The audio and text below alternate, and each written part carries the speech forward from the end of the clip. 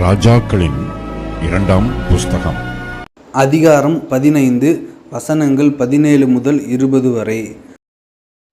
யூதாவின் ராஜாவாகிய அசரியாவின் 39ஆம் வருஷத்தில் காதியின் குமாரனாகிய மெனாகேம் இஸ்ரவேல் மேல் ராஜாவாகி சமாரியாவிலே 10 வருஷம் ராஜபாரம் பண்ணி அவன் தன் நாட்களிலெல்லாம் கர்த்தரின் பார்வைக்கு பொல்லாப்பானதைச் செய்தான். இஸ்ரவேலை பாவம் செய்ய பண்ணின நேபாத்தின் குமாரனாகிய யெரொபெயாமின் பாவங்களை விட்டு விலகாதிருந்தான். அசீரியாவின் ராஜாவாகிய பூல் தேசத்திற்கு விரோதமாய் வந்தான். அப்பொழுது மெனாகேம் பூலின் உதவியினால் ராஜபாரத்தை தன் கையில் பலப்படுத்தும் பொருட்டு அவனுக்கு 1000 தாலந்து வெள்ளி கொடுத்தான். இந்த பணத்தை அசீரியாவின் ராஜாவுக்கு கொடுக்கும்படி மெனாகேம் இஸ்ரவேலில் பலத்த ஐஸ்வர்யவான்களிடத்தில் ஆள் ஒன்றிற்கு 50 வெள்ளிச்சேக்கல் தண்டினான். அப்படியே அசீரியாவின் ராஜா தேசத்திலே நிற்காமல் திரும்பி போனான். நாளாகமத்தின் முதலாம் புஸ்தகம் அதிகாரம் 5 வசனங்கள் 23 முதல் 26 வரை. மனாசேயின் பாதி கோத்திரத்து புத்திரரும் அந்த தேசத்தில் குடியிருந்து பாசான் தொடங்கி பாகால் எர்மோன் மட்டும் செனீர் மட்டும் எர்மோன் பர்வதம் மட்டும் பெருகி இருந்தார்கள். அவர்கள் தங்கள் பிதாக்களின் வீட்டு தலைவராகிய ஏபேர், இஷி, ஏலியேல், அசரியேல், எரேமியா, ஒதாவியா, யாதியேல் என்பவர்கள் பராக்கிரம வீரரான மனுஷரும் பேர் பெற்ற தலைவருமாயிருந்தார்கள். அவர்கள் தங்கள் பிதாக்களின் தேவனுக்கு துரோகம் பண்ணி தேவன் அவர்களுக்கு முன்பாக அளித்திருந்த தேச ஜனங்களின் தேவர்களை பின்பற்றி சோரம் போனார்கள். ஆகையால் இஸ்ரவேலின் தேவன் அசீரியா ராஜாவாகிய பூலின் ஆவியையும் அசீரியா ராஜாவாகிய தில்காத் பில்நேசரின் ஆவியையும் எழுப்பினதினாலே அவன் ரூபனியரும் காத்தியரும் மனாசேயின் பாதி கோத்திரத்தாருமாகிய அவர்களை சிறைப்பிடித்து இந்நாள் வரைக்கும் இருக்கிறது போல ஆலாவுக்கும் ஆபோருக்கும் ஆராவுக்கும் கோசோன் ஆற்றங்கரைக்கும் கொண்டு போனான். ராஜாக்களின் இரண்டாம் புஸ்தகம் அதிகாரம் 15 வசனங்கள் 6 முதல் 7 வரை. அசரியாவின் மற்ற வர்த்தமானங்களும் அவன் செய்தவை யாவும் யூதாவுடைய ராஜாக்களின் நாளாகம புஸ்தகத்தில் அல்லவோ எழுதியிருக்கிறது. அசரியா தன் பிதாக்களோட நித்திரை அடைந்த பின் அவனை தாவீதின் நகரத்திலே அவன் பிதாக்கள் இண்டையிலே அடக்கம் பண்ணினார்கள். அவன் குமாரனாகிய யோதாம் அவன் ஸ்தானத்தில் ராஜாவானான்.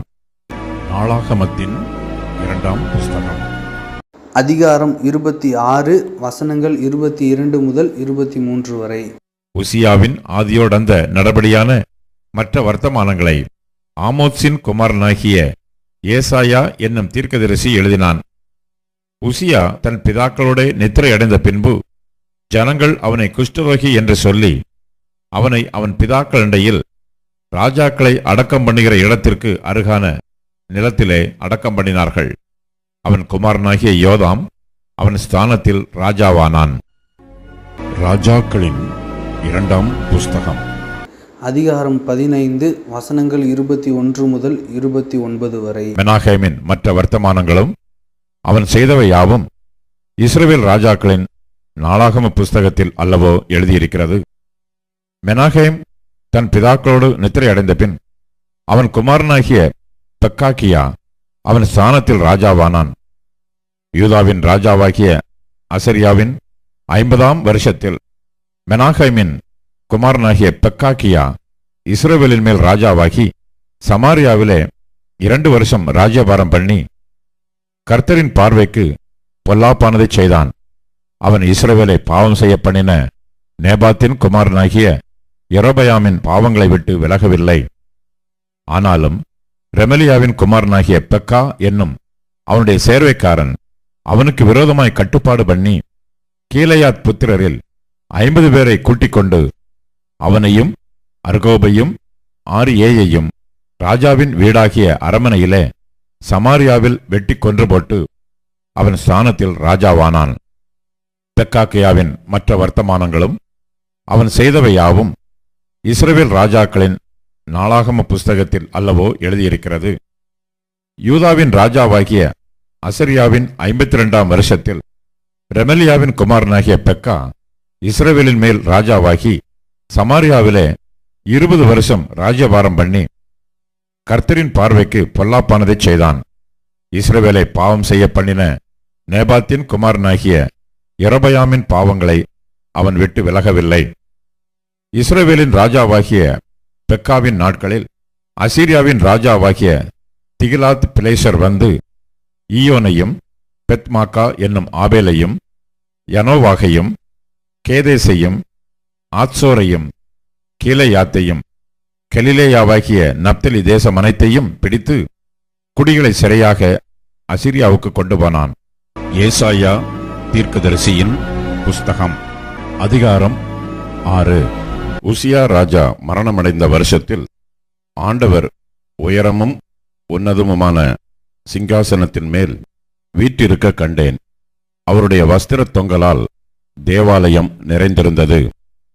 சேராபீன்கள் அவருக்கு மேலாக நின்றார்கள். அவர்களில் ஒவ்வொருவனுக்கும் அவ்வாறு செட்டைகள் இருந்தன. அவனவன் 2 செட்டைகளால் தன் முகத்தை மூடி, 2 செட்டைகளால் தன் கால்களை மூடி, 2 செட்டைகளால் பறந்து ஒருவரை ஒருவர் நோக்கி, சேனைகளின் கர்த்தர் பரிசுத்தர், பரிசுத்தர், பரிசுத்தர், பூமி அனைத்தும் அவருடைய மகிமையால் நிறைந்திருக்கிறது என்று கூப்பிட்டுச் சொன்னார்கள். கூப்பிடுகிறவர்களின் சத்தத்தால் வாசல்களின் நிலைகள் அசைந்து ஆலயம் புகையினால் நிறைந்தது. அப்பொழுது நான், ஐயோ, அதமானேன்!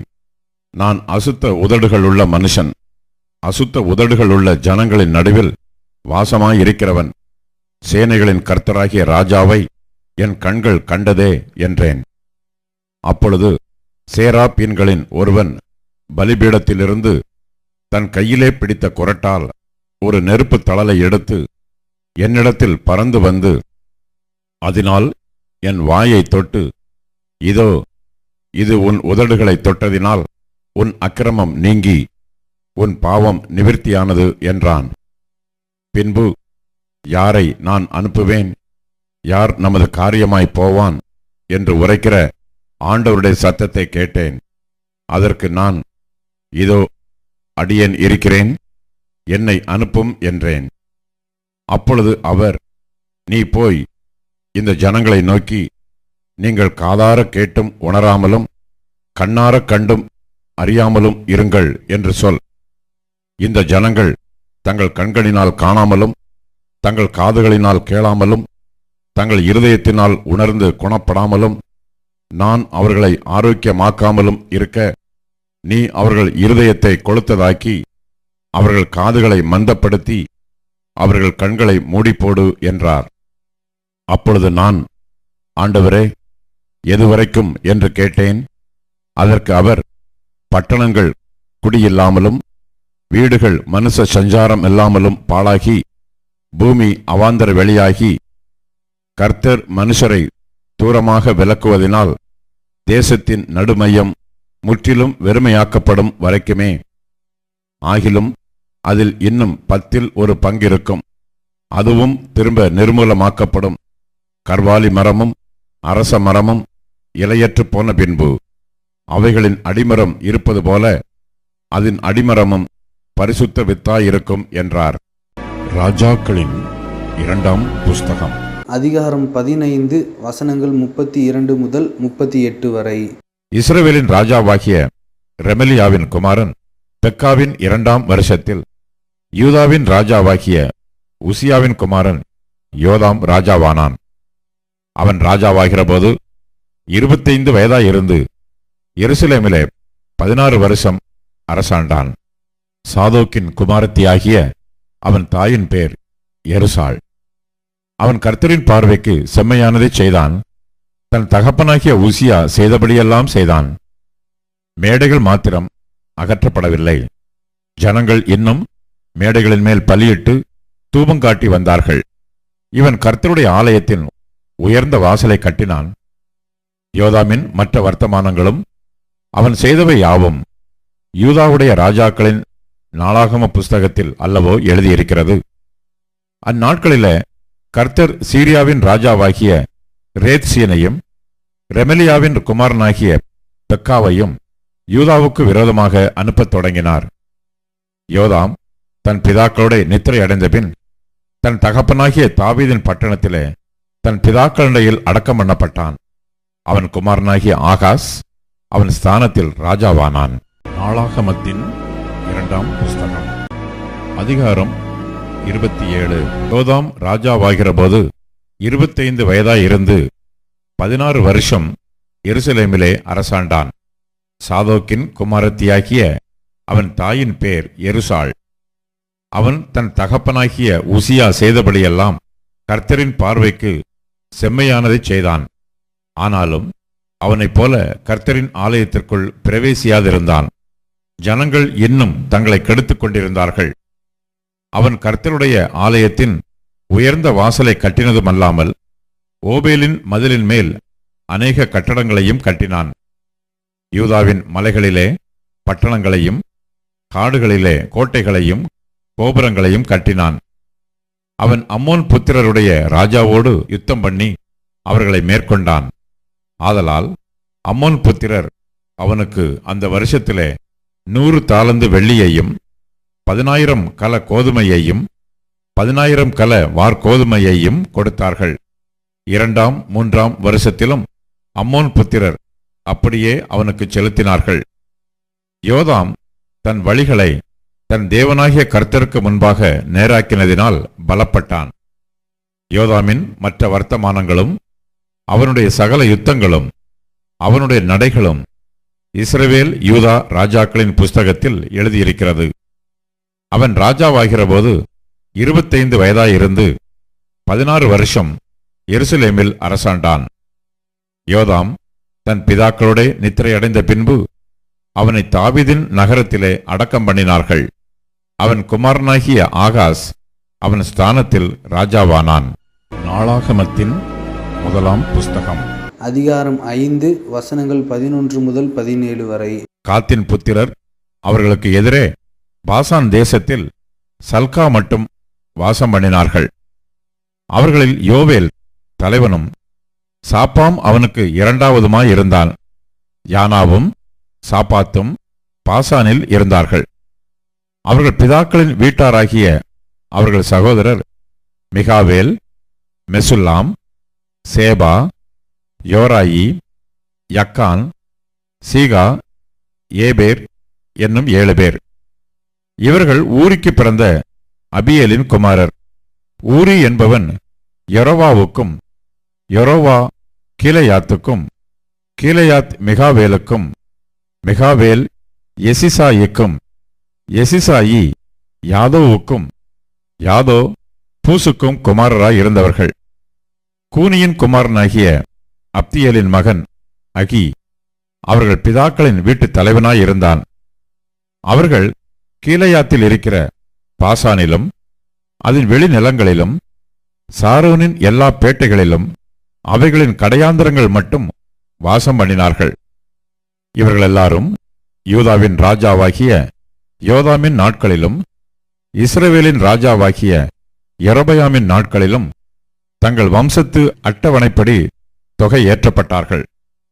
ராஜாக்களின் 2ஆம் புஸ்தகம் அதிகாரம் 16 வசனங்கள் 1 முதல் 9 வரை.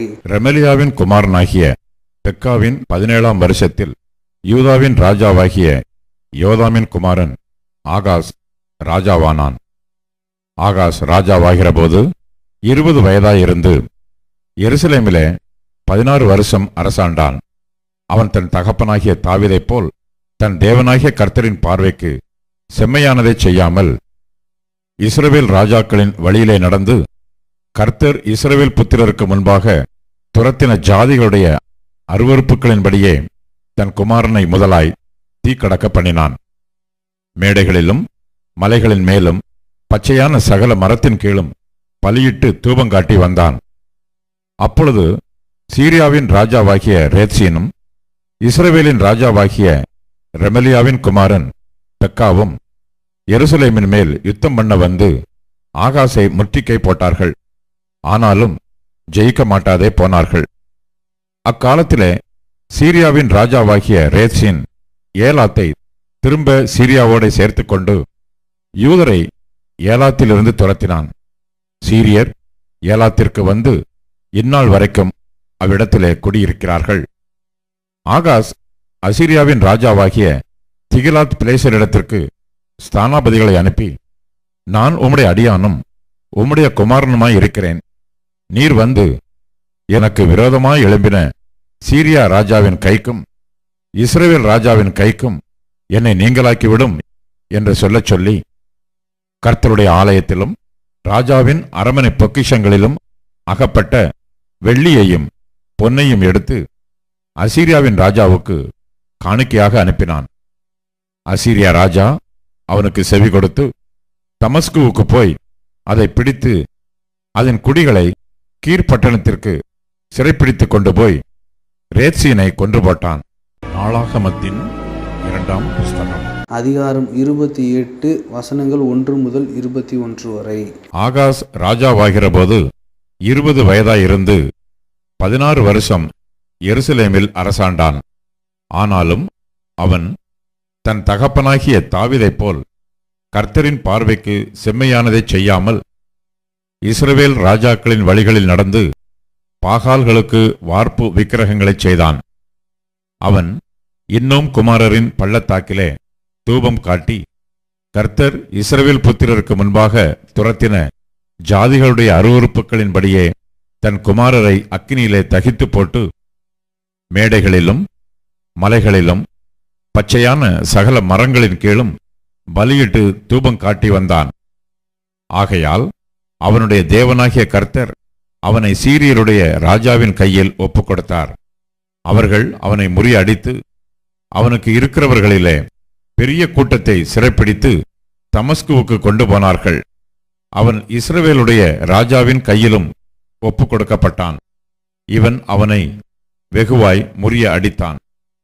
எப்படியெனில், யூதா மனுஷர் தங்கள் பிதாக்களின் தேவனாகிய கர்த்தரை விட்டபடியினால் ரெமலியாவின் குமாரனாகிய பெக்கா அவர்களில் ஒரே நாளில் 120,000 பேரை கொன்று போட்டான். அவர்கள் எல்லாரும் மகா வீரராயிருந்தவர்கள். அன்றியும் எப்ராயீமின் பராக்கிரமசாலியான சிக்ரியும் ராஜாவின் குமாரனாகிய மாசேயாவையும் அரமனை தலைவனாகிய அஸ்ரிக்காமையும் ராஜாவுக்கு 2ஆவதான எல்கானாவையும் கொன்று போட்டான். இஸ்ரவேல் புத்திரர் தங்கள் சகோதரரில் 2,00,000 பேராகிய ஸ்திரீகளையும் குமாரரையும் குமாரத்திகளையும் சிறைப்பிடித்து அவர்களுடைய அநேக திரவியங்களை கொள்ளையிட்டு கொள்ளைப் பொருளை சமாரியாவுக்கு கொண்டு போனார்கள். அங்கே ஓதேத் என்னும் பேருள்ள கர்த்தருடைய தீர்க்கதரிசி ஒருவன் இருந்தான். அவன் சமாரியாவுக்கு வருகிற சேனைக்கு எதிராகப் போய் அவர்களை நோக்கி, இதோ உங்கள் பிதாக்களின் தேவனாகிய கர்த்தர் யூதாவின் மேல் கோபம் கொண்டபடியினால் அவர்களை உங்கள் கைகளில் ஒப்புக் கொடுத்தார்.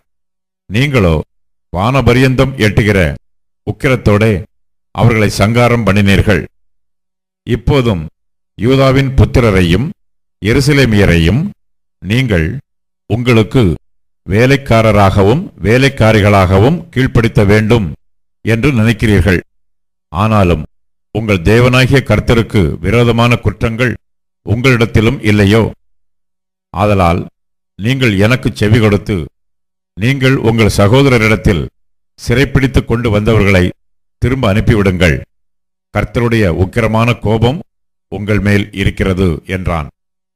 அப்பொழுது எப்ராயிம் புத்திரரின் தலைவரில் சில பேராகிய யோகனானின் குமாரன் அசரியாவும் மெஷிலமோத்தின் குமாரன் பெரகியாவும் சல்லூமின் குமாரன் எகிஸ்கியாவும் அத்லாயின் குமாரன் அமாசாவும் யுத்தத்திலிருந்து வந்தவர்களுக்கு விரோதமாக எழும்பி அவர்களை நோக்கி, நீங்கள் சிறைப்பிடித்த இவர்களை இங்கே உள்ளே கொண்டு வர வேண்டாம். நம்மில் திரளான குற்றமும் இஸ்ரவேலின் மேல் உக்கிரமான கோபமும் இருக்கையில் நீங்கள் கர்த்தருக்கு முன்பாக நம்மேல் குற்றம் சுமரப் பண்ணத்தக்கதாய் நம்முடைய பாவங்களையும் நம்முடைய குற்றங்களையும் அதிகமாக்க நினைக்கிறீர்கள் என்றார்கள். அப்பொழுது ஆயுதபாணிகளானவர்கள் சிறைப்பிடித்தவர்களையும் கொள்ளையுடைமைகளையும் பிரபுக்களுக்கு முன்பாகவும் சமஸ்த சபைக்கு முன்பாகவும் விட்டுவிட்டார்கள். அப்பொழுது பேர் குறிக்கப்பட்ட மனுஷர் எழும்பி சிறைப்பிடிக்கப்பட்டவர்களை சேர்த்து கொண்டு அவர்களில் வஸ்திரமில்லாத சகலருக்கும் கொள்ளையில் எடுக்கப்பட்ட வஸ்திரங்களை கொடுத்து உடுப்பையும் பாதரட்சைகளையும் போடுவித்து அவர்களுக்கு சாப்பிடவும் குடிக்கவும் கொடுத்து அவர்களுக்கு எண்ணெய் வார்த்து அவர்களில் பலட்சியமானவர்களையெல்லாம் கழுதைகள் மேல் ஏற்றி பேரீச்ச மரங்களின் பட்டணமாகிய எரிகோவிலே அவர்கள் சகோதரரிடத்திற்கு கொண்டு வந்துவிட்டு சமாரியாவுக்கு திரும்பினார்கள்.